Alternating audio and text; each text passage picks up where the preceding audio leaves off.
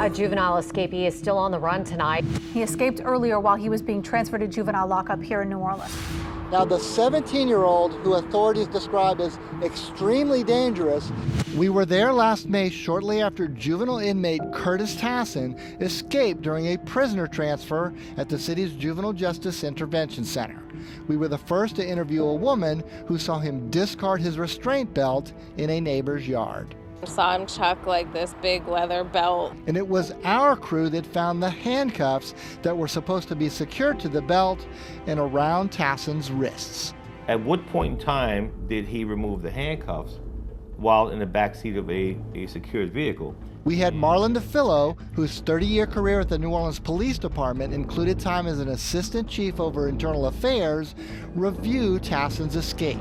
And we had the benefit of this exclusive security video showing the then 17-year-old inmate fleeing from two officers assigned to the Probation and Parole Division of the state's Office of Juvenile Justice.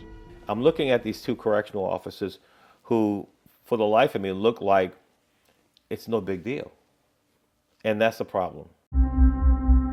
By the time of that escape, Tassin had been in and out of juvenile lockup for years, accused of violent crimes, including armed robbery. Not only that, he had earned the nickname Houdini for two previous escapes, including one a year earlier from the Bridge City Center for Youth on the West Bank. DeFillo said Tassin's history should have heightened security during the 3-hour drive from the Acadiana lockup in St. Martinville. Every 3 to 5 minutes, the correctional officers should have eyes on the inmate.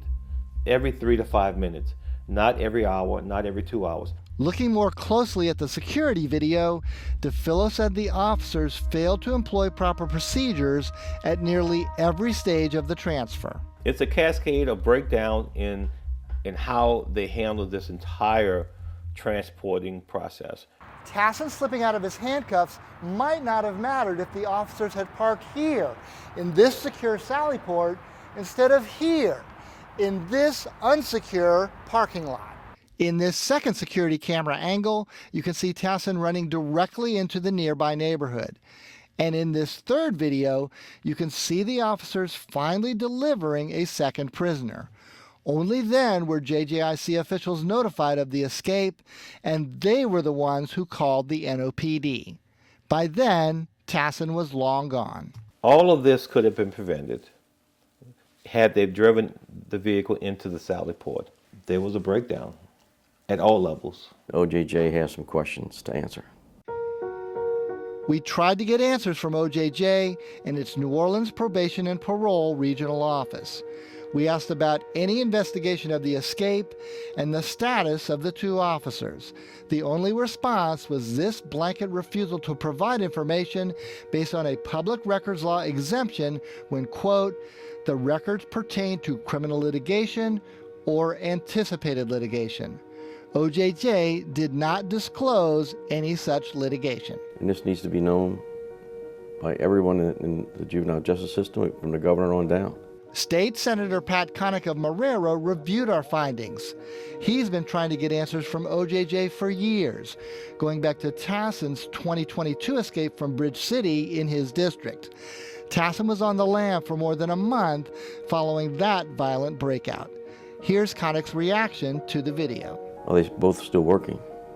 I've asked that of OJJ. I've not gotten a response. To me, these folks need to be charged and let them defend their actions. It's indefensible with what the video shows.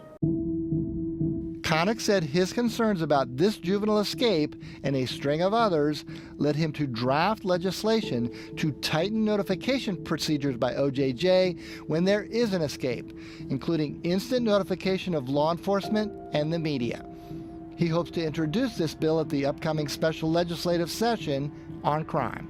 We're going to change the law to make it, as soon as there's an escape, everybody's notified, including the media. Connick will apparently have some strong allies, including New Orleans District Attorney Jason Williams. Williams sounded off about the two other recent escapes in which juveniles simply walked away from unsecured facilities, but OJJ did not notify his office, the victims involved in those cases, or the public. It is vital that the information about an escapee be placed in the public sphere as soon as possible. In the moments, in the minutes they realize this person is not in his cell, is not in his bed, they need to make sure the public is aware. You know, people are getting hurt because of this. People, I mean, seriously, life-altering events because of these juveniles. Mike-Perlstein, WWL Louisiana.